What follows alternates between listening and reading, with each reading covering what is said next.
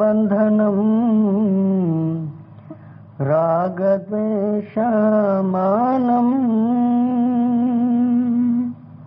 మూడు ఇంటిలో మోక్షము సమాధిశీల జ్ఞానం సమాధిశీల జ్ఞానం. చూడండి, మూడు ఇంటిలో బంధనము అనగా రాగము, ద్వేషము, మానము. ఇందులో ఆసక్తమైన జీవుడు బందీ అయి అడుగు అడుగున దుఃఖాలే మోసుతానుంటాడు. లేదా మూడు ఇంటిలో మోక్షము అనగా శీలము, సమాధి, జ్ఞానము. శీలము అనగా లోన మనసు, బయట వ్యవహారాలు శుద్ధము.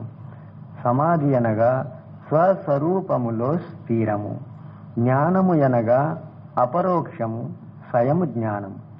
ఈ మూడింటి మేలము అనగా సంయములోనే జీవుడు మోక్ష సుఖముని పొందుకోగలుగుతాడు.